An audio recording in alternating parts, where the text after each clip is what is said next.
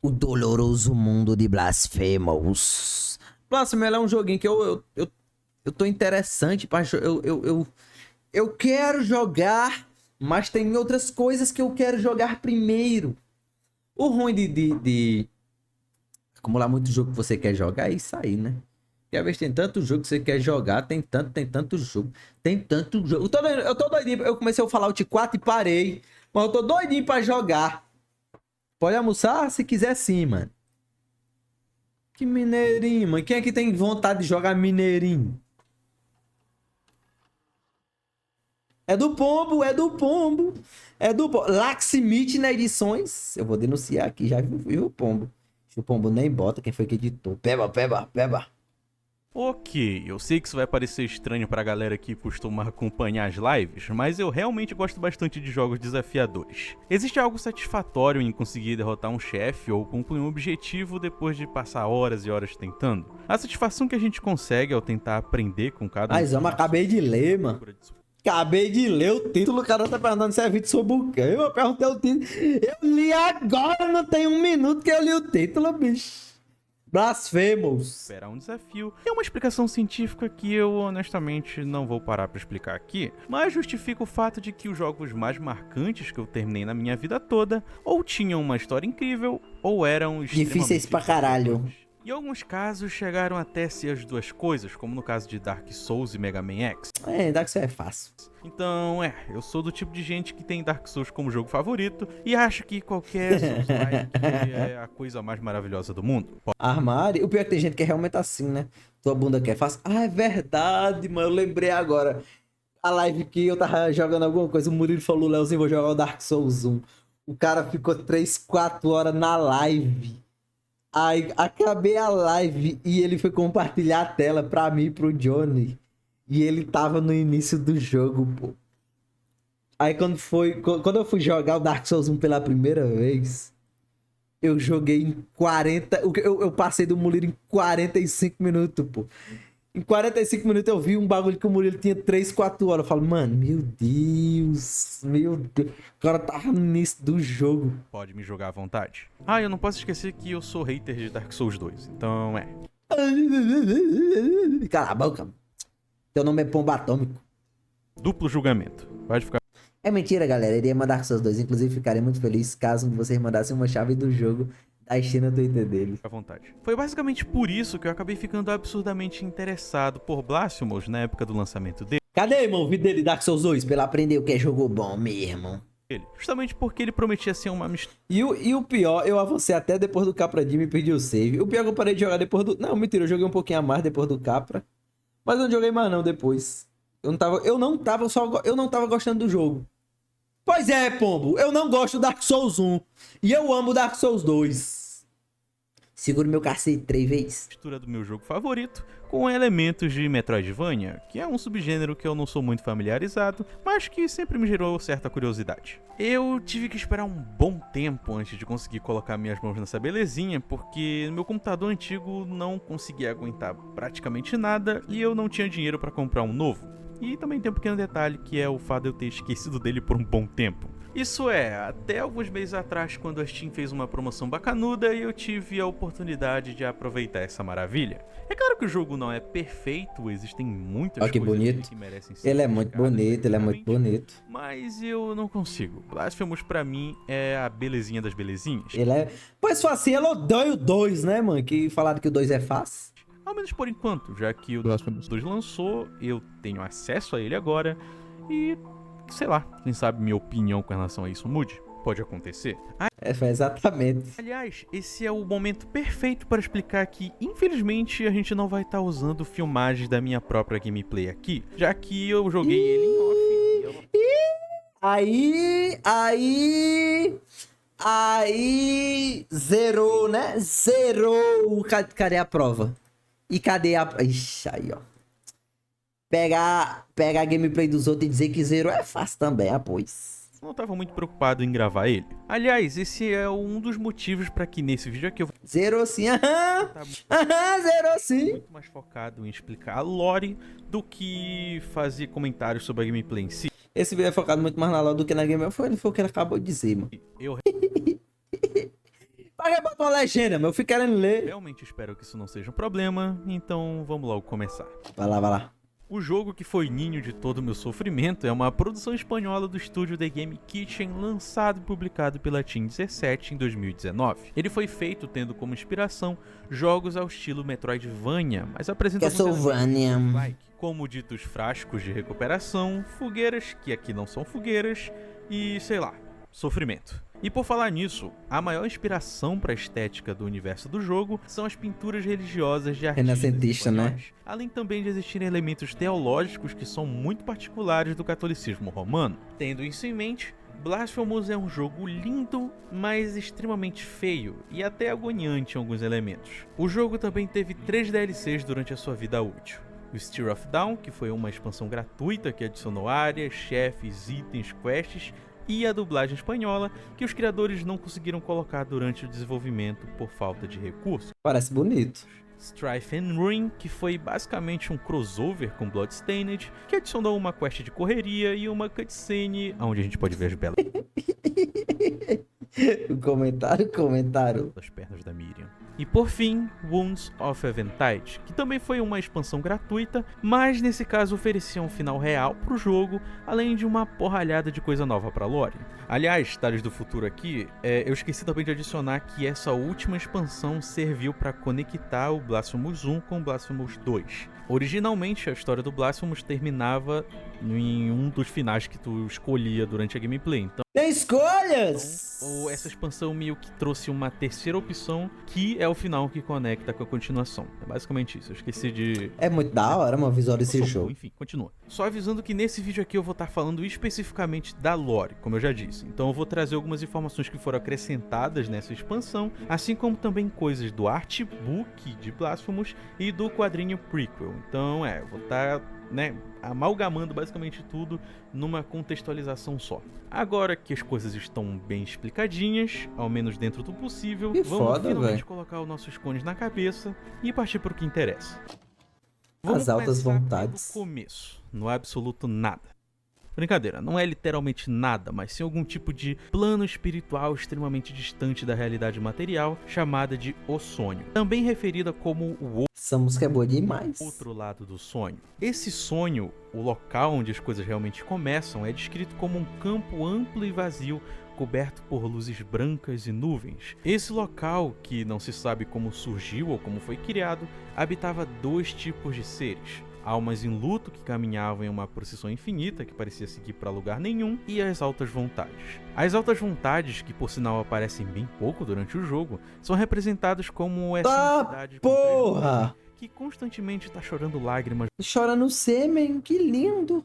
Leite. douradas. Essa figura visualmente bizarra é o mais perto que nós podemos considerar como Deus de Blasphemous. Até porque os simbolismos são bem claros. O quê? 3 mulheres? O cristianismo tem Deus? Wook. como base a crença na Divina Trindade, que é formada pelo Pai, o Filho e o Espírito Santo, que são apenas figuras simbólicas para representar uma única figura.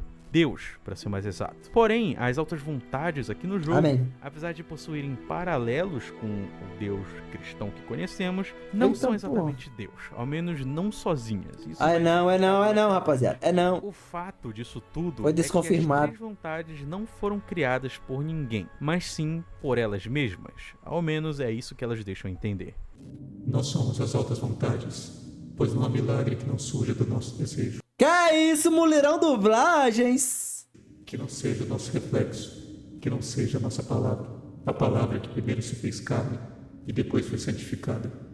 Sim, parece um texto meio enigmático, mas ele basicamente implica algo bem interessante. Ela diz que milagres não acontecem se não forem relacionadas a ela mesma, ou a sua palavra, ou seja, a sua ordem. Mas ela também diz que no passado, essa dita palavra teria se tornado carne e foi santificada, ou considerada santa. Esse detalhe de santificar algo é importante porque no universo de Blasphemous inteiro não existe nada realmente santo ou puro, sendo as altas vontades a única personificação viva desses 2 conceitos. O que basicamente pode significar que as 3 vontades falaram ou ordenaram para que pudessem existir, Falaram? basicamente como Deus fez lá nos 7 dias de criação do mundo. Ó. E aqui fica o questionamento. Como algo Eu tô vendo a gameplay. que não existe apenas diz que existe e do nada existe?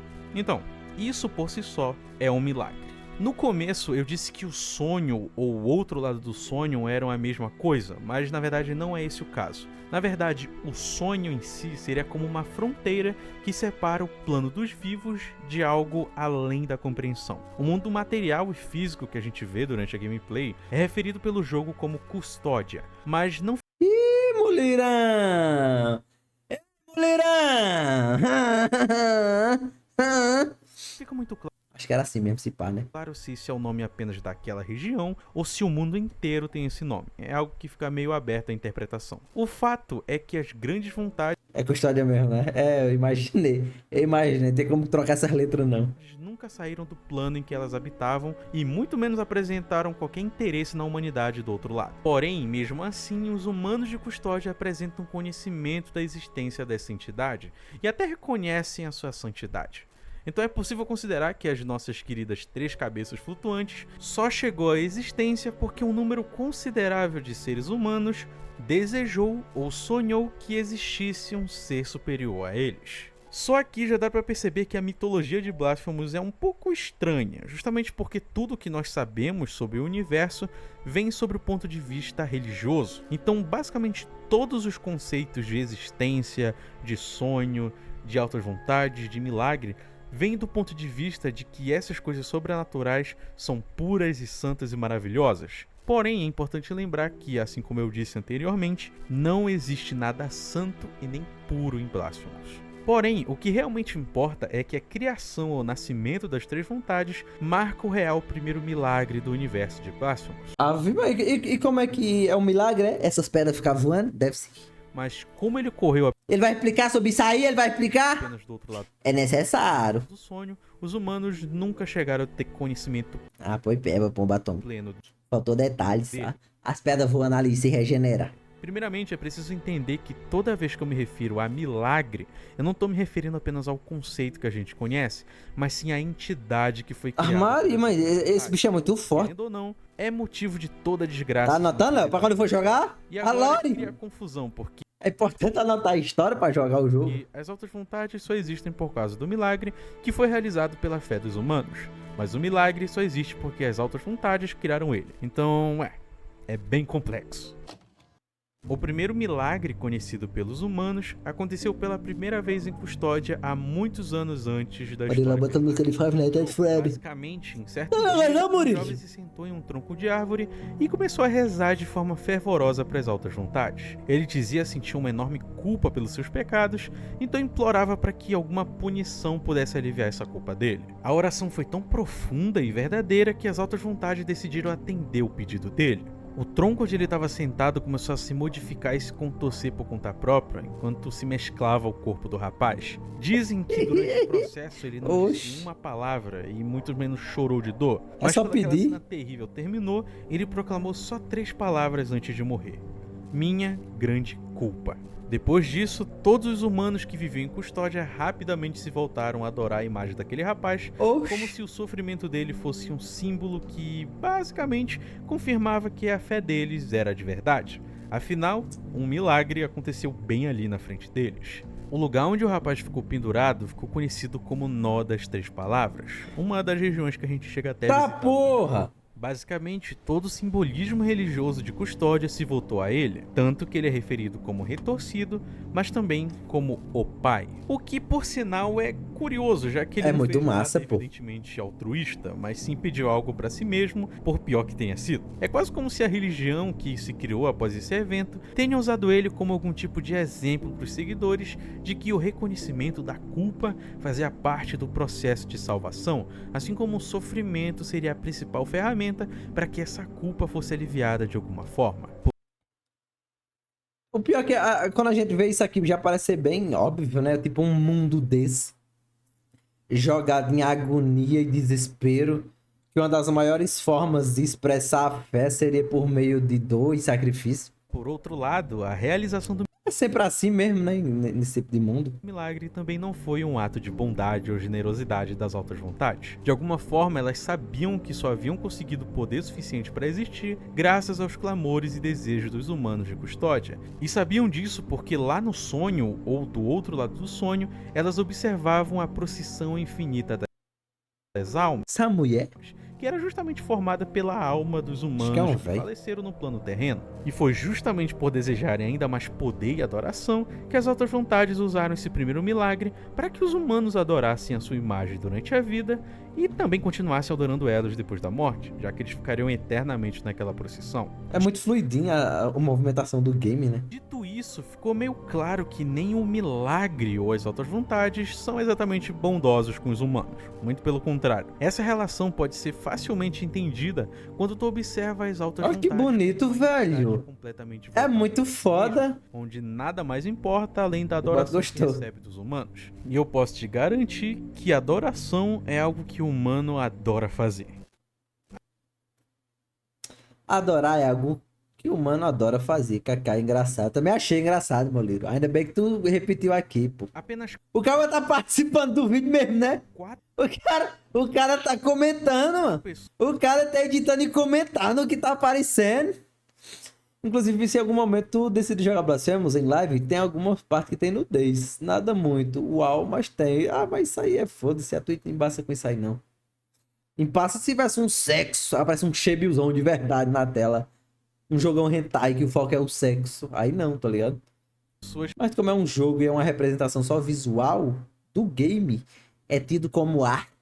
presenciaram o momento que o retorcido foi abençoado com o primeiro milagre. Essas pessoas tiveram um crescimento tão intenso na fé delas que elas foram totalmente santificadas. Santificadas entre aspas, não esqueço. Dessa forma, a partir do fervor da adoração desse grupo, as altas vontades que A minha mulher falou esses dias, falou, você é um deus grego. Eu falei, eu já sabia. Eu tenho a pitinha, ela, ei! criaram outras 4 entidades descritas como faces sagradas. Essas entidades seriam responsáveis por carregar consigo 4 feridas que guiariam uma pessoa específica a se tornar a figura de liderança absoluta da religião ao redor da sua própria imagem. Cada um dos 4 rostos carregava 4 feridas, elas sendo o desgaste, a contrição, o remorso e a abnegação. Sua santidade, por causa de sua alta Ih, demeteu o dublador anterior. penitência, deve suportar o sofrimento em sua alma de 3 maneiras. Cada uma das maneiras é um motivo, e cada motivo é uma ferida. Portanto, essas 3 feridas são as chaves para a sua dor eterna, e deve ser guardado. O milagre criou os rostos dourados a partir do próprio fervor dos santos incorruptos, para preservá-los, eternos no sonho proibido. 3 rostos idênticos, cobertos de ouro tórrido, são os guardiões das 3 feridas em sua alma de santidade. A porta da mãe se abrirá se as 3 feridas forem unidas. A mãe sofrerá uma rachadura. O recinto acabará rompido, e o proibido será profanado. A 4ª e última ferida é nomeada como a abnegação, o ato de se desprender totalmente da própria individualidade em prol dos desejos das altas vontades. A última seria o maior de todos os sofrimentos, e apenas com ela a absolvição da culpa poderia ser alcançada. É apenas a 4ª ferida que, ao contrário de suas irmãs, faz a alma sofrer de tal forma que vai além do arrependimento como ato e além da culpa como estado perpétuo. É apenas a 4ª que representa a dor mais profunda e proibida, a maior e mais verdadeira ferida da alma perdida. As feridas do entardecer. Como dito nas palavras sagradas do porra é Santo essa? Clero, essas feridas também foram criadas para selar o solo sagrado da igreja Eu entendi não, ó. que o ambiente fosse profanado de alguma forma, impedindo também que o novo ciclo de culpa, sofrimento e penitência fosse interrompido por algum mortal. A Era do Agora, Trono. voltando à ordem correta... Obrigado, meu dos Liro. eventos, Deu tempo nem a ler. gente Foi boa. tem algo muito importante para a custódia em si, que no caso é a sua religião, porque como esperado de qualquer sociedade com traços medievais, a igreja é o principal braço que controla e governa a sociedade, tanto de forma religiosa quanto política. Não é dito em nenhum momento o pior que é nome confuso dessa mesmo. religião, Tem mas é mais do que óbvio bastante que ela foi coisa totalmente e... inspirada no catolicismo romano, Alguma misturando coisa aí é elementos só da dita, concepção mas espanhola do catolicismo, que no caso não sei se envolve traz. dor, É sofrimento, dito culpa, algum esse significado tipo que de nem coisa que a essa, gente tá vendo até agora. essa última É claro fala que do a credo, igreja né? Custódia realmente acreditava na benevolência das altas vontades e do milagre. Então guiavam os habitantes de Custódia pelo caminho Tem que um acreditavam passarinho ser carregando um correto. E é feto. claro também que esse clamor e oração não tinham como base apenas a fé dessas pessoas, já que todas elas desejavam conquistar alguma coisa através do milagre, o que muitas vezes não acontecia, mas quando acontecia não trazia resultados que não fossem extremamente dolorosos ou angustiantes. A gameplay do E, Muliro. na maioria das vezes, as duas coisas. A população via esses resultados como se fosse algo extremamente positivo, justamente porque o milagre do retorcido havia ensinado a eles que o sofrimento que passavam era uma forma de compensar a culpa que sentiam e os pecados que tinham cometido, sendo que tudo isso seria perdoado assim que morressem e fossem mandados para a procissão eterna. O problema é que isso não durou muito. Em certo período, o milagre simplesmente parou de acontecer em Custódia. E em meio a clamores e pedidos cada vez mais fervorosos, o Papa da Igreja nessa época, Vossa Santidade Escribar, Meu declarou Deus! pro povo que o milagre tinha os Diabo é abandonado. esse? Sim, Escribar, o Papa, o líder da religião mais proeminente de Custódia, ao invés de encontrar uma solução para a crise, decidiu apenas virar o seu trono no altar na direção oposta ao povo. Oxi. Esse ato deu início à Era do Trono Virado, um símbolo do momento em que não apenas o milagre, Isso é como a explicado própria no jogo igreja, mesmo ou viram não? as costas para as necessidades do povo. É bem possível que isso logo fez com que as pessoas começassem a perder a fé nas outras vontades e no próprio milagre em si, o que obviamente não podia acontecer de forma alguma. O milagre então escolheu o ser mortal mais evidente daquelas terras para demonstrar o seu poder, Escribar. Seu corpo sentado no trono aos poucos começou a apresentar folhas Bem e galhos, separado em vários como se ele estivesse se pontos. transformando em uma planta. Os seus membros começaram a se juntar em um tronco de madeira, enquanto o seu sangue foi totalmente convertido em uma seiva. O milagre das três vontades modificou o corpo de Escribar em sinal de que não desistisse da sua fé, o transformando em uma árvore colossal que se estendeu além da cúpula da igreja, rompendo o teto. Eu não se quero, sabe vou virar dizer uma pé de exatamente pau. se foi a ação dos Não povos quero! Virarei uma árvore. milagre que foi oferecido a Escribar, mas logo a árvore, que era o seu corpo, começou a arder intensamente Mano. em chamas. Seu fogo era tão feroz que, porra é debaixo essa? da tempestade que começou a cair, ela continuou a arder por 90 dias, parando de queimar Tá, porra. apenas quando restava só uma montanha de cinzas Tá, com o porra. trono papal intacto no topo.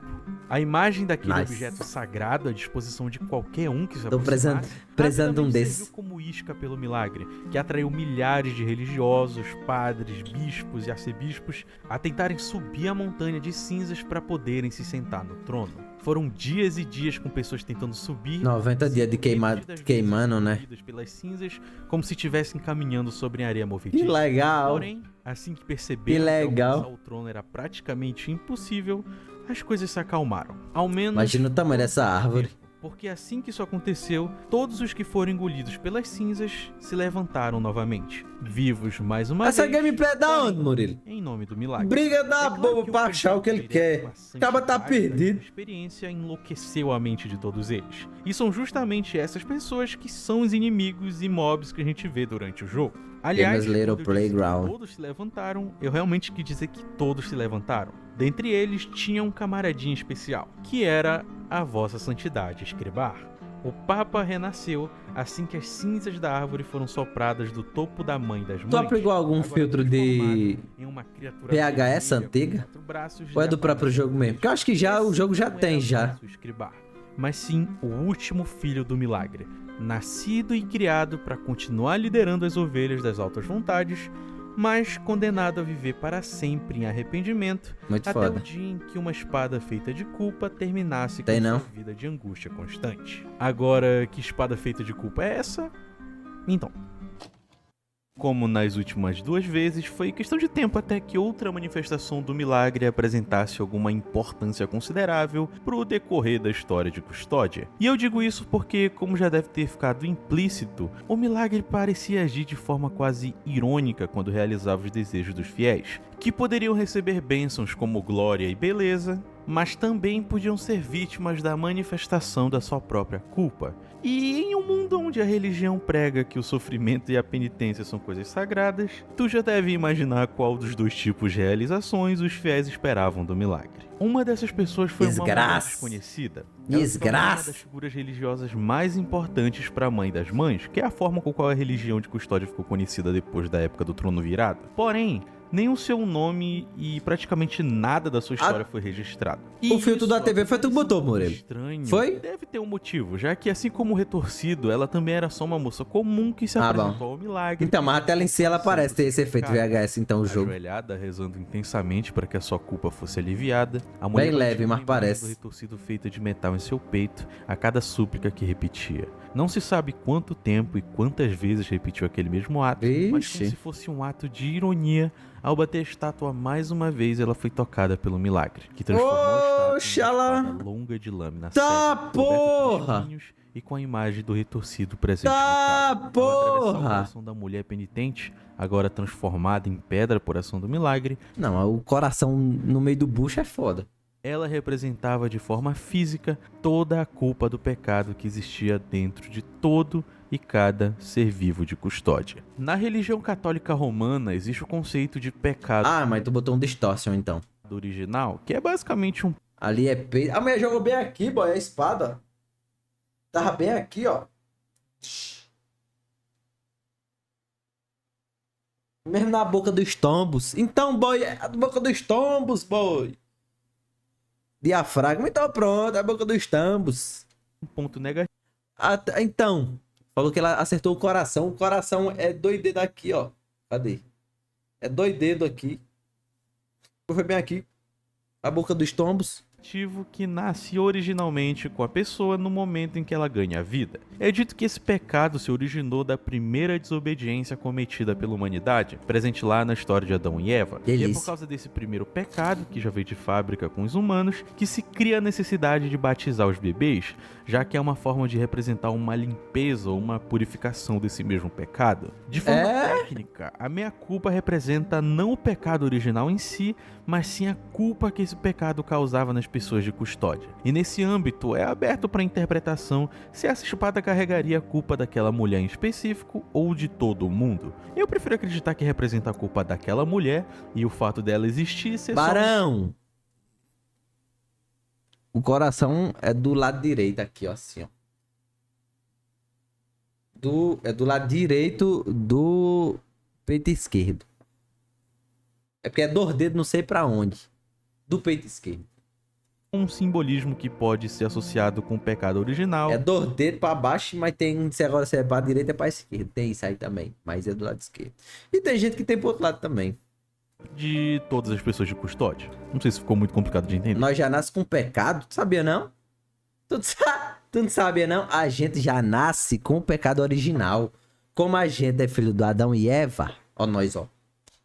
Ou seja, a gente, quando a gente nasce, a gente já nasce condenado.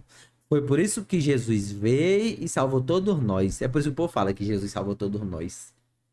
Ele salvou a gente disso, praticamente, tá ligado? Ele se sacrificou para a remissão dos nossos pecados. O fato é que, ao atender o pedido daquela mulher, o milagre acidentalmente criou uma das relíquias sagradas mais poderosas de custódia, já que, enquanto os humanos estavam presos na concepção de que a salvação e a libertação da culpa estaria apenas no sofrimento, a meia-culpa existia justamente para servir como penitência. Eu não preciso explicar o que Murilo bota a legenda com 2 milésimos de segundo pro cabo não ler. penitência, né? Porque, convenhamos, é bem fácil de encontrar no Google. Enfim. A Igreja Mãe das Mães continuou mantendo seu controle através das terras de custódia, porém, tanto Acaba tá me dando vontade de jogar Celeste. os atos do milagre quanto Pior que não foi nem o seu. Foi não mesmo, não. a forma com que a igreja passou a agir começaram a devastar as pequenas vilas e cidades que compunham o local. É claro que desde sempre existiram pessoas que não concordavam com os métodos do credo da igreja, porém, ninguém esperava que uma das irmandades mais devotas do clero da Mãe das Mães se tornaria contrária às decisões da vossa santidade escribá. A Irmandade do Lamento Silencioso tinha como maior inspiração o fato do retorcido não ter esboçado nenhuma reação ou reclamado de dor durante o primeiro milagre. Eles entendiam que o momento do sofrimento era apenas parte do processo até a absolvição da culpa e não a salvação em si, e dessa forma era necessário aceitar essa condição e quietude em silêncio. Todos os membros da Irmandade precisavam fazer um voto de total silêncio, sendo estritamente proibido de emitir qualquer som mínimo das suas bocas, assim como usam elmos com bocas vazias para que os olhos entregassem a dor que eles sentiam. Caralho! É claro que nesse ponto eu tô basicamente Caralho! que existem problemas sobre a Irmandade. É muito legal, se for. A teoria é muito boa e com fundamentos e muito legal. Fora o que é dito em alguns itens e pelos outros NPCs que falam com o personagem principal, que no caso é o Penitente, que finalmente entra nessa história. De acordo com a linha do tempo, ele aparece pela primeira vez durante os eventos presentes no quadrinho The Kniling, que acontece um pouquinho antes do que é apresentado no jogo. Nas páginas, nós vemos um dos membros da Irmandade caminhando à procura de uma capela presente no centro de uma floresta. Ele é mostrado sendo acompanhado por uma personagem chamada de Desamparados, que deixa entender que aquele era o momento certo para que alguém, um penitente, desembainhasse a meia-culpa e clamasse para si a responsabilidade de expiar a culpa dos habitantes de Custódia. Caralho! O que pode parecer um ato heróico que gera uma expectativa de algo épico que tá por Nem vir. tanto. Mas, bom, ao retornar para a Irmandade, o penitente se deparou com o primeiro desafio da sua jornada. Nossos elmos sem rosto apontam para o mesmo céu, por sermos penitentes, diante aos olhos do milagre da grande dor. O seu é de ferro, sem voz. O meu é de ouro, sem olhar. Nossas penitências são diferentes, opostas, e ainda assim complementares. Moleira dublando. Nenhuma pode existir sem a outra. Sua processão e a minha se cruzam aqui. Esse é o primeiro teste. Legal, né? Então, tem essa rivalidade de penitência, de credos. Seu primeiro É o que parece ter, né? ajoelhamento. Crisanta da Agonia em Volta, capitã e líder da Legião Ungida, estava presente na sede da Irmandade no momento em que o penitente retornou, e ela estava ali por um motivo. A Legião Ungida era uma irmandade religiosa ligada diretamente ao Escribá, com o objetivo de proteger a Mãe das Mães, assim como cumprir os desejos do milagre quando fosse necessário. Vossa Santidade Escribá então ordenou que a sua legião exterminasse cada um dos membros da Irmandade do Lamento Silencioso, depois de descobrir que haviam discordâncias na forma em que aquele grupo e a igreja interpretavam a penitência, o sofrimento e o milagre. Mas é isso mesmo. Tava ali Retratando isso aqui com a realidade, cada pessoa ele tem sua própria penitência, né? Cada um se sacrifica de alguma forma. Aí é legal pensar nisso. justamente porque já tinha matado todos os irmãos do penitente, tendo ele como próximo alvo. A parte interessante é que no quadrinho ela faz o discurso que vocês viram agora há pouco, e nas falas ela deixa entender que ela e o penitente eram parecidos de alguma forma. Ela cita que as suas penitências se completavam apesar de serem contrárias e se coloca como o primeiro desafio do penitente. Isso é um tiquinho estranho, né não? Tá, seria se a gente não soubesse que nada acontece em Custódia sem que tenha alguma intervençãozinha do milagre e das altas vontades. Mas eu vou falar disso em breve, se eu não esquecer, claro. Como é mostrado no quadrinho, o penitente perde o combate, sendo mortalmente ferido no peito por um corte da espada da Crisanta. Dessa forma, o seu corpo morto é arrastado pelo salão da Irmandade e cruelmente Mas o milagre toca ele. descartado Como seu tio toca... junto dos restos dos seus irmãos e irmãs. E é aí que a capitã da Legião dos Ungidos declara algo extremamente importante. Agora, caia. Volte para seus irmãos e irmãs. Durma e compartilhe seu sonho com aqueles que falharam em penitências. Eles que continuam escondendo suas faces e prolongando suas mentiras, mesmo depois que suas vestes se transformaram em pó. Conversando Se sozinha. ele realmente o escolheu, Aí, ó. você irá se levantar dos mortos novamente. É isso mesmo. Diante da dor do pai retorcido que irá o acompanhar. Se esse for o seu destino, nós vamos nos encontrar novamente. Tá, pô. E esse vai ser seu segundo ajoelhamento. Essas Eita. falas da Crisanta têm A mulher falou, Barão, tô lhe matando agora, mas se você for o escolhido mesmo, você vai se levantar, mas você vai atrás dele e eu vou lhe matar de novo, Barão, porque eu sou braba. é que A mulher é boa mesmo. Apesar de estar em serviço da figura religiosa mais importante de Custódia, ela ainda assim estava servindo um propósito muito maior, como se fosse um desafio ou um rival propositalmente criado para testar o caminho do penitente para sua missão. Mas então, qual que é a missão do penitente?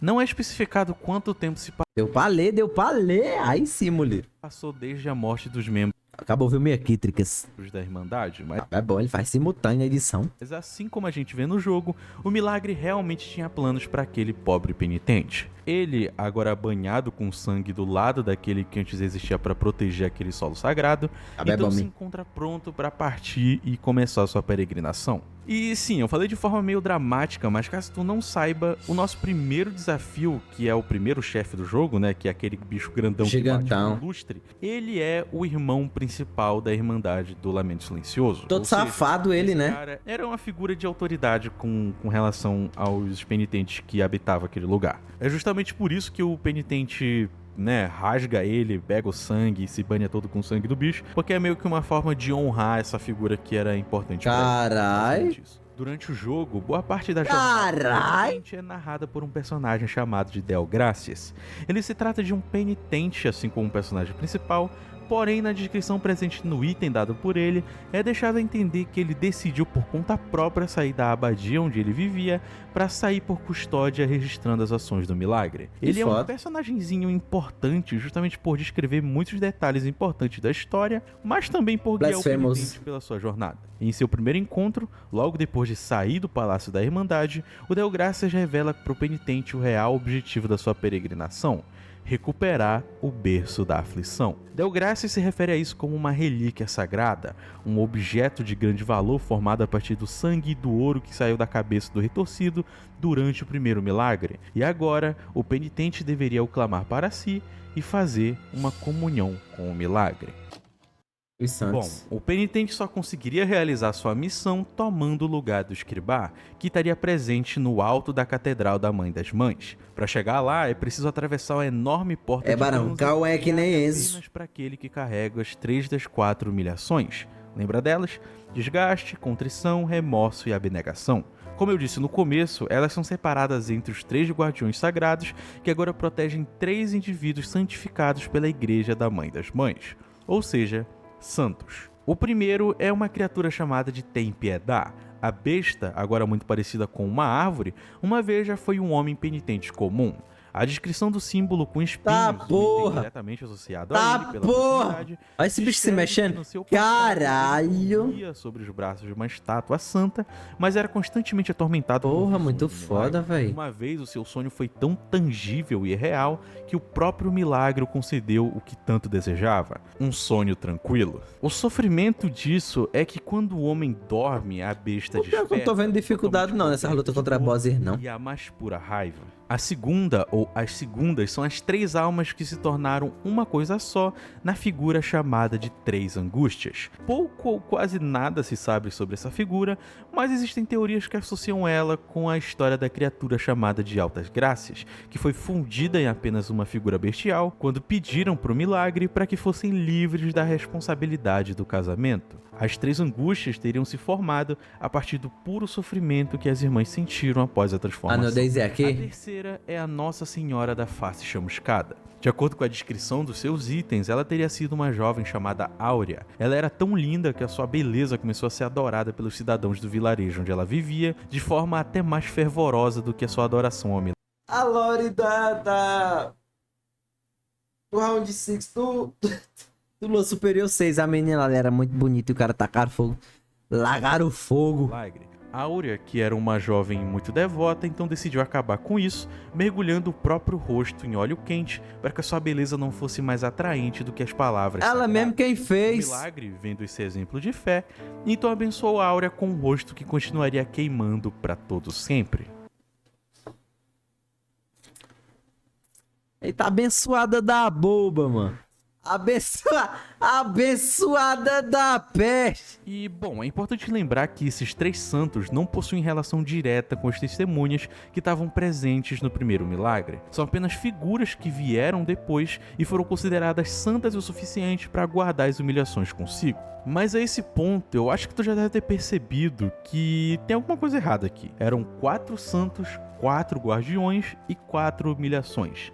Então, por que só é necessário 3 humilhações para abrir a porta? Pra facilitar o Entre os 4 jogo. guardiões formados a partir da fé dos 4 santos, apenas um é dito ter conseguido ver a verdade por trás do milagre. É bem possível que ele, esse único guardião, tenha conseguido perceber a real intenção das altas vontades quando realizavam aqueles atos milagrosos. Ele se colocou como responsável por espalhar o seu testemunho pelas terras de custódia, e isso fez ser visto pelos outros como um traidor. O 4º guardião então teve seus olhos arrancados e foi aprisionado nas raízes do tronco Ó, dos que 3 bonito, nós, mano. onde ele ficou adormecido na espera de um penitente para quem pudesse entregar a última É e massa. 4ª humilhação, capaz de oferecer a absolvição sagrada que todos os fiéis tanto buscavam. E, bom, Muito foda, na felizmente, moral. um penitente veio. Crisanta, da agonia em volta, encontrou o 4º guardião e, ao descobrir a verdade do seu testamento, se tornou a guardiã da última É feio, mas é humilhação. bonito. É. Isso dá pra se ler na descrição do item.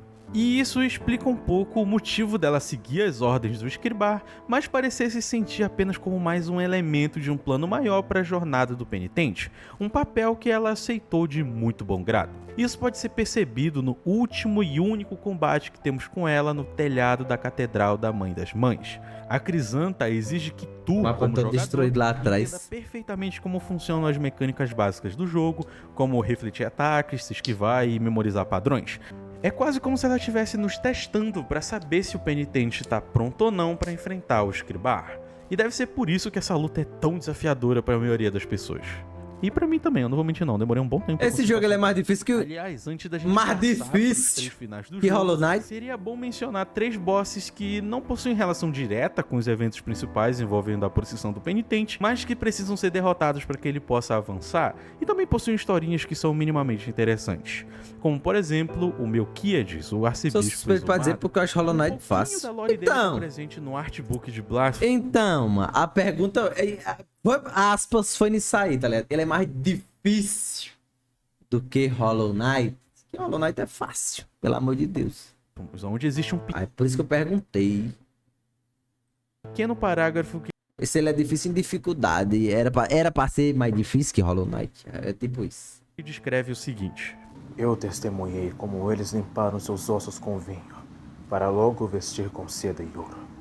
Eu vi quando colocaram as mais belas joias na sua cabeça e beijaram sua testa. Eu assisti quando colocaram anéis em seus dedos e beijaram suas mãos. Beijaram sua Eles boca. levantaram, chamaram seu nome e o moviam para fazer parecer que ele estava caminhando novamente. de acordo com o próprio artbook, Melquíades foi inspirado em um costume real que Entendeu? estava presente nos primeiros séculos do cristianismo. As pessoas pegavam os corpos dos santos, vestiam eles com coisas caras e chiques que eram doadas pelos nobres de várias outras congregações cristãs e deixavam eles expostos ali como se fosse totalmente normal. Aliás, um detalhe interessante é que na luta contra o Melquíades é possível ver que ele realmente está sendo carregado por mãos das pessoas que se devotaram Baraço. a ele. Você já E perdeu, são as você já mãos perdeu delas o que cargo mataram já. a gente fisicamente. E sim, ele faz uns movimentos como se Olha tivesse que da hora. uns ataques mágicos contra o penitente, mas nunca é especificado se o milagre fez os Leozinho React, gravando React aí. restos dele voltarem à vida ou se realmente são só pessoas manipulando o corpo. Outro boss que também segue a mesma linha é o odiado por muitos Exposito, herdeiro da abjuração. Ele não é baseado em nada muito específico, além da Ei, vagabundo, iconografia. não. A imagem do bebê no colo de uma figura feminina faz a gente lembrar de cara das representações de Maria com o menino Jesus. No jogo, existe um item vendido pela mercante chamado de Candelária, cuja descrição explica um pouco sobre o passado da criança. Quando ela foi levada para a fogueira, os inquisidores tiraram o bebê de seus braços e ela gritou, implorando para que a criança não a visse queimar. O menino, que a olhava de longe, encharcado de lágrimas, estava com os olhos vendados. A venda foi imediatamente umedecida. A fogueira estava cercada de gente para assistir à execução. Eles gritaram, chamando-a de bruxa e herege.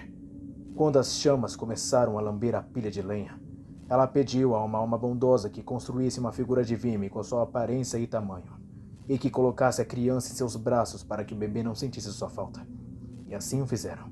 E quando a figura foi construída, colocaram a criança aos berros nos seus braços, e o órfão imediatamente parou de chorar. O milagre foi misericordioso mais uma vez. Ah, bom. O terceiro e último bom, é o meu milagre. favorito. O milagre é bom demais. O milagre é muito foda. Eu digo que ele é meu favorito. O milagre- O design é absurdamente simples. que eu acho supimpa. O milagre é igual a maldição, Ele né, foi bicho? divertido e desafiador na primeira vez. Claro que eu passei umas boas horas pra derrotar ele, já que, né, eu sou meio lentinho. Mas como não tem gravação, fica apenas com o imaginário de eu perdendo várias vezes e chorando por causa disso. A Wiki de Blasphemous diz que ele teria sido um fiel da Mãe das Mães que foi condenado injustamente por heresias. Por isso ele foi selecionado com o belo prêmio de ser queimado em uma estaca. O sofrimento dele foi tão grande quanto a fé que ele tinha. Eita, Então coisa o milagre decidiu ser gente boa e então reviveu ele diante de todo mundo ali para ser um testemunho de quanto o milagre era bondoso e misericordioso com quem tinha fé nas É altas bom. vontades. Não, com Mas certeza. é claro que o milagre nunca faz nada que não seja afiado de ambos os lados. Então, por isso, na conta de Rosário, dedicada especificamente ao Quirce, existe uma descrição um pouco mais específica sobre o momento desse milagre. Lê aí pra nós, As depois. chamas horríveis consumiram Ô, mulher! o Quirce enquanto ele gritava com uma dor insuportável. Mas essas não eram chamas comuns. Eram as chamas do milagre. As chamas o reduziram a cinzas e, diante dos olhos dos inquisidores, as chamas o trouxeram de volta, vez após vez, em uma tortura sem igual, queimando e queimando novamente, gritando e gritando novamente. Quirce, o filho das fogueiras, sabia qual seria sua penitência. Muito bem, como eu disse no começo, eu não vou entrar em detalhes sobre as sidequests, NPCs paralelos ou qualquer coisa que não seja diretamente relacionada ao caminho do penitente até a catedral para ir de encontro com o real motivo da sua procissão. Eu também cheguei a dizer antes que o nosso encontro com a Crisanta acontece justamente como preparação para o que estava por vir, e de fato isso é verdade. Ao chegar nos telhados da igreja, o penitente finalmente alcança o local nomeado como Deambulatório da Vossa Graça, local onde o escribá passou todos esses anos, aguardando pacientemente pela espada de culpa que iria lhe oferecer a expiação. Escuto, em meus sonhos, seus passos se aproximando. Oxi, do nada o Red Dead Redemption. Tento, ainda no sonho, falar com você e me apresentar. Guardião do milagre e do estandarte do milagre. Com dor intensa, carrego o emblema do Pai. Sou as mãos da pele ensanguentada. Sou os olhos com os quais nossa mãe observa. Mas nada sei sobre você.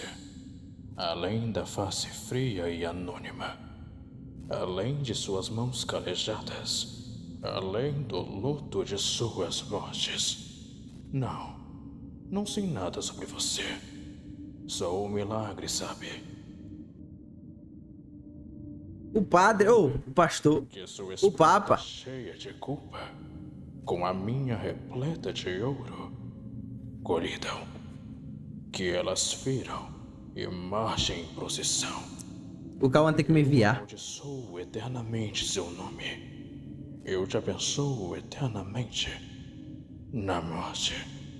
E é com essas palavras simples e até melancólicas His que Holiness Escrivá anuncia seu Scribas. combate com o penitente. É quase como se ele fosse só mais um dentre os vários penitentes de quem nós tivemos Para que de expiar os spamar pecados. isso aí, Existe mano. um tom triste e ao mesmo tempo grato nessas Aí palavras. veio pra que, tu fazer. sei lá, me atingiu de uma forma meio esquisita. De todo modo, a luta com o Escribá não é necessariamente complicada. Na verdade, ela chega até a ser meio simples, dependendo se ele vai decidir usar essas bolhas verdes o tempo todo ou não. Fazendo tudo certinho, desviando de tudo da forma que tu aprendeu, boa, tu matou o velho. Mas, Pronto. vem Zeramos. cá, lembra daquela parte da história Zeramos. que o Escribá simplesmente decidiu dos fiéis, virou a cadeira dele de costa e virou uma árvore depois... Lembra? Então, lembra o que aconteceu com ele depois disso? Queimou. Sim, o Escribá foi revivido pelo milagre. Ah, tá. Lembra. Agora assumindo uma nova forma, o último filho do milagre. Eita, Na forma que ele se porra! apresenta, a gente pode ver uma figura vermelha como sangue escondida debaixo de uma colossal Eita, armadura de caralho! ferro Lembra Metal Slug? Teria sido feita Esse- pelos membros da igreja esse como mapa forma de assim, ornamento, com um bicho devido gigante. à grandiosidade e onipotência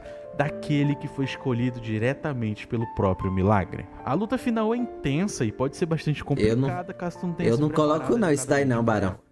Mas, se o milagre Eu- escolheu o eu penitente, não troco, sem não. discussão, quem somos nós, além de peões, que vamos o ajudar com Pagaram pra eu botar aquele. Então, é justamente eu derrotar a última forma do escribar e a Né? história se divide entre 3 finais. Um bom, um ruim e o verdadeiro. Vocês não têm noção do quanto é difícil falar escribar, porque toda hora Um FPS de legenda é foda, pô. Ei, mano. Um FPS de legenda não, Murilo. e o verdadeiro. Os livros apócrifos. Vocês não têm noção do quanto é difícil falar escribar, porque toda hora dá vontade de falar esquibrar. O final ruim, infelizmente, é o mais fácil de ser acessado. Ele é adquirido caso o penitente ignore algumas quests que à primeira vista não parecem, mas são extremamente Né, quer não. importantes. Tudo que o penitente precisa fazer é derrotar a última forma do escribar, podendo assim finalmente ter acesso à montanha de cinzas e ao trono virado. Porém, Tá, pô. ao não completar com exatidão os objetivos da sua peregrinação, o penitente acaba sendo considerado indigno pelo milagre e acaba sendo engolido pelas cinzas da montanha. O Delgracias acaba recuperando o elmo característico do Que nosso personagem, legal, declarando pô. que a penitência dele estava completa, Que mas show. Custódia continuaria à mercê do milagre e do ciclo de sofrimento que prometia ser eterno. Não mudou porra nenhuma, não, pois. Porque o milagre ele aparece quando ele quer, na hora que ele quer, né? Acho que o 2 a gente tem que lutar contra a porra do milagre, porque, porra, o milagre chega. O Cauã chega, por favor, milagre, eu tô precisando do milagre. Ele fala, pois tome câncer. Tá, você foi abençoado com câncer, Cauã, agora. Aí pronto. Aí você fala, não, muito obrigado. Estou salvo. Esse, teoricamente, seria o final Se não me engano, é isso mesmo. Não sei muito da história do 2. bom. E para conseguir ele, o penitente precisa ter acesso ao peso da verdadeira culpa e à custódia do pecado. O primeiro item o penitente consegue transformando e infligindo culpa em um objeto chamado de conta imaculada. É só equipar ela e morrer 3 vezes que ela passa de conta imaculada para conta marcada pela culpa, depois para conta contaminada pela culpa e por fim peso da verdadeira culpa. Esse item faz com que o penitente possa destruir as estátuas dos confessores e completar as dungeons secretas que, na realidade, são batalhas em arenas separadas entre 5 ondas. Não é uma tarefa exatamente difícil, mas ao concluir cada uma delas, o espinho que é dado pelo Delgracias durante o começo do jogo vai se modificando até se transformar na custódia do pecado. É você que era um Uma chicote. linha espinhosa que sangra junto do penitente. Você que era um chicote, dá pra usar. Precisa apenas lutar contra o BDSM aqui, ó. derrotando A penitência o do milagre, sexo. O penitente é guiado a escalar a montanha de cinzas, onde o milagre o reconhece como um real devoto dos seus planos misteriosos, o permitindo subir até o topo Explica já de e novo. alcançar o trono virado. Tu quer voto pra quê, mano? Chegamos.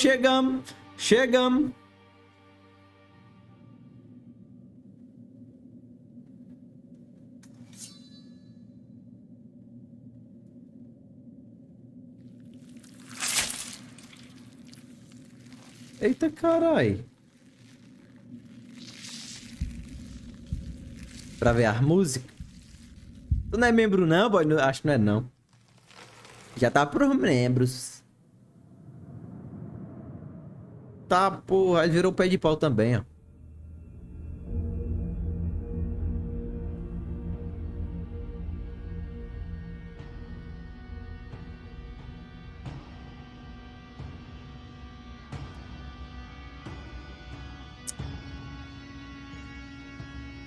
Muito legal. Muito legal.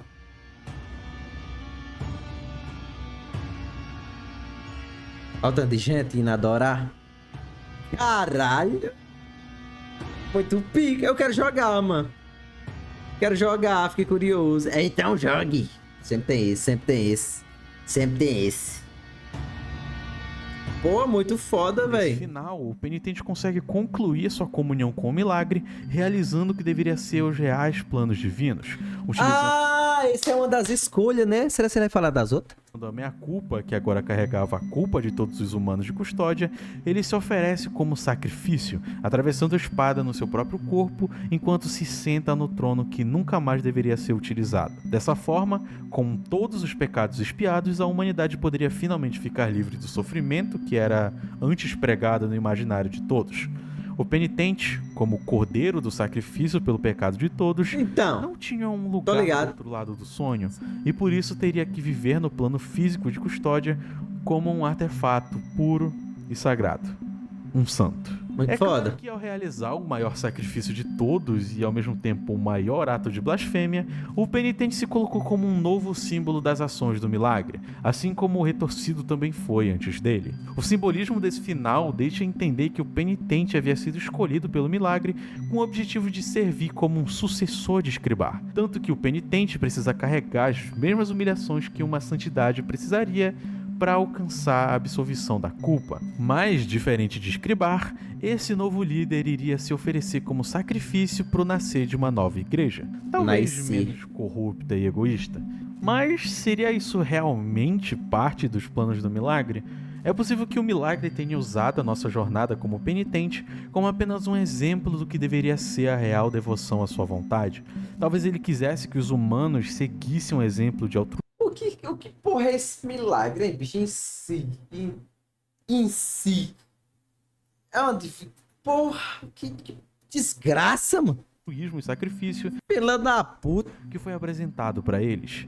No fim, a Crisanta é mostrada a excomungando o penitente e arrancando a meia-culpa do seu peito, muito possivelmente reiniciando Ixi. mais uma vez Exatamente. o ciclo que deveria ter terminado.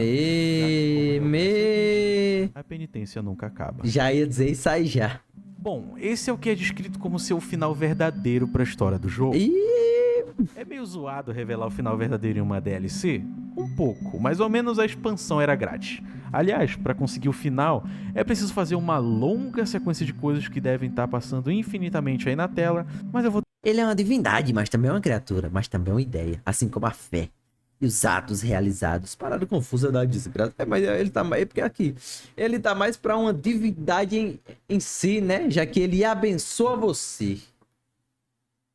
Você não ocorre, não necessariamente ocorre um milagre. Ele lhe abençoa e ele é o milagre. O milagre lhe abençoou. É confuso, né? Confuso. tentar resumir. No caminho para completar a peregrinação, o penitente precisa fazer certos desvios no seu caminho. Em certo ponto do jogo, o penitente cruza com Esdras, um dos cavaleiros da Legião Ungida, mas que acabou enlouquecendo depois de ter a sua irmã Perpétua morta.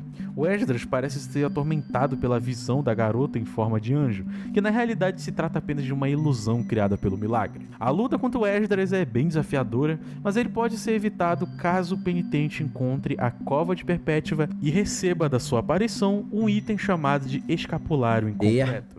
Isso dá início a uma quest que, quando concluída, permite que o penitente tenha acesso à biblioteca das palavras proibidas, onde ele encontra finalmente o quarto rosto sagrado, preso nas raízes do nó das 3 palavras. Caralho. É preciso que o penitente então derrote outros 2 chefes. Então tem que fazer a side quest pra Entrega isso. o verdadeiro coração da meia-culpa, que aumenta drasticamente o dano do seu ataque, mas também permite que o penitente consiga cortar as correntes que prendem Crisanta em sua penitência em favor do milagre. Crisanta diz que a sua alma e a Isso sua aí o Léo já não ia fazer. Se eu jogo em offline, eu faço, pô. É porque em live é foda, tá ligado? Eu aproveito mais o jogo quando eu jogo offline. Eu fico caladinho, só jogando aqui. É gostosinho de jogar, mano. Eu jogo em live, eu jogo uma vez, rapaziada. Esse Leozinho é muito burro. Aí o cara já fica, caralho, moleque desgraçado. fé Aí já abala psicologicamente. foram feridas pela culpa que o penitente carregava, e diz que iria voltar Aí já bate depressão já e acabou. para a capela em que o primeiro encontro deles aconteceu. É ali que a Crisanta revela que tudo aquilo era um ciclo de sofrimento que apenas a culpa do penitente poderia encerrar. E é ali que ela revela que existia algo muito maior do que o milagre, algo que o controlava como uma marionete. E é só aí que nós sabemos da existência das altas vontades. Crisanta então entrega para o penitente a última ferida, a única capaz de oferecer o sofrimento supremo para que a absolvição suprema pudesse ser alcançada no momento em que a comunhão do penitente com o milagre ocorresse. Então, a partir desse ponto, o objetivo dele deveria cumprir a real suprema blasfêmia, agir contra os desejos do milagre. A partir daqui, o caminho é o mesmo dos finais anteriores. Seguir até o ambulatório, derrotar a miragem do Esquibar, eliminar o último filho do milagre e subir na montanha de cinzas Esse jogo roda em qualquer merda? até o trono virado. Acho que não roda em qualquer merda não, né? Que triste. Porém, dessa vez, podendo alcançar a suprema absolvição. O local alcançado pelo penitente é o que foi descrito como sendo a procissão eterna das almas em luto, do outro lado do sonho. Aqui, ele se encontra mais uma vez com Escribar, que agora se colocava como guardião da procissão, a última linha de defesa entre o penitente. Acho que o Pombo não conseguiu jogar porque o PC dele era um cocô. Então ele não zerou? Não falei, ai. Então, é porque eu tô com o notebook aqui e eu tô querendo jogar algum joguinho esse final de semana. Aí eu acho que eu vou levar, que eu vou viajar, né? Eu acho que eu vou levar ele e vou instalar alguma porra pra me jogar. E as altas vontades. Aqui estamos, meu vulto rubro e você. Deste Fala lado, com o Fing, ele tem um o milagre um me i3. transformou numa sentinela de Acho- seu laço. E a placa gráfica acho que é uma 610. Mas é Meu novo chamado. do processador, tá ligado? O que integrado. você espera O encontrar 610, o Nelson assim. além da luz cinza ofuscante que ameniza nossas feridas e do vasto horizonte sem fim. O caminho dos caminhos terminou. E com ele, a sua penitência. Agora, que o seu corpo, assim como o meu, seja banhado em sangue. Este será o seu local de descanso final. Mas ninguém poderá zelar por você. Não há sentido em recuar perante os desejos de todo-poderoso e onisciente milagre. O combate Ave nesse Maria. momento Não gosneu não, gosneu não? Não gosneu não, por favor? Eita, que pose boa da porra. parece muito mais uma tentativa desesperada de interromper as ações do penitente do que algo que realmente fazia parte dos planos do milagre. Escribar parece muito mais perdido em sua fé pelo milagre, muito possivelmente por ter enlouquecido pelo novo poder. É engraçado, Talvez né? temendo que o poder do Eu acho engraçado que mesmo assim, mas é porque ele foi abençoado de qualquer forma. Então acho que a fé dele aumentaria mesmo. milagre se voltasse contra ele, caso Mas é engraçado, né? Que ele virou praticamente refém do milagre e mesmo assim ele... Amém. ele falhasse. Em certos momentos, Crisanta surge no local, auxiliando o penitente a se defender dos ataques de Escribar. Que legal. Enfim, é lançado ao descanso eterno sob a Tá, espada porra! feita de culpa. Nesse momento, Caralho. o penitente finalmente se encontra com a santidade encarnada. De novo. Aquilo que sempre foi santo e se personificou pela sua própria vontade, cuja existência é a mais alta de todas as vontades. Ela surge diante dele, declamando que o que ele estava fazendo era o ato mais alto de blasfêmia existente. O ato de ser contrário à ordem natural das coisas que Ah. diversas vezes da É, porque a gente tá jogando praticamente contra o milagre nessa run. mesma forma que a procissão dos mortos estava sempre seguindo para lugar nenhum. O penitente então é castigado com a pior de todas as excomunhões: ter o seu nome e o seu esforço para sempre esquecido debaixo das cinzas do seu próprio corpo. Algo que curiosamente se assemelha com o destino do penitente em cada um dos dois finais anteriores. Mas dessa vez, o penitente não precisava de um deus ou ser um santo para concluir sua penitência. Eita porra! Virou um anime! Eita porra! Eita porra!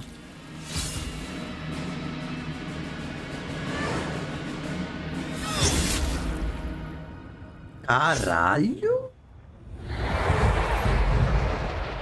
Caralho, que foda!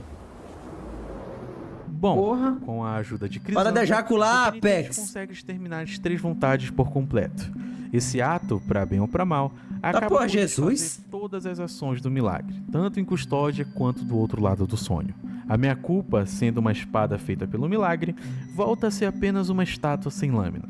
Da mesma forma que o penitente é recompensado com o descanso depois Aí que ele sua vida é acabou com o tirada. milagre, Afinal, então. ele era só um indivíduo que foi revivido pelo mesmo milagre que criou as altas vontades e causou a primeira penitência do retorcido. Honestamente, essa é a parte que eu gosto desse final. Só com as altas vontades. A existência do penitente era baseada no ciclo de sofrimento que não existia mais.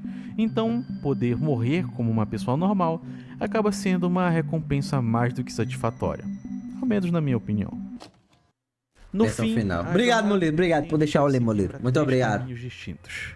Primeiro, a entrega de si mesmo aos desejos do milagre em busca de um novo começo para a crença que habita as terras de Custódia, o que por sinal é uma clara alegoria ao sacrifício de Jesus Cristo durante o Novo Testamento. Aí, ó. Segundo, a perda de si mesmo no grande mar de cinzas que engoliu os outros e irá engolir ainda mais penitentes que tentavam buscar o alívio para sua própria culpa. A hora que eu notei, mano, é que é um monte de penitente já que já engolido antes, né? Agora que eu vi esse fundo aqui. E também, por último, a descoberta de si mesmo como Ele já tinha dito já que a rapaziada se perdia ali, mas não tinha prestado atenção muito nessa arte, não. ferramenta de destruição de um ciclo de sofrimento que não havia planos de ser encerrado tão cedo. Apesar de ser um jogo bastante focado em figuras Muito foda esse jogo, mano. transfiguradas Puta que pariu, mano.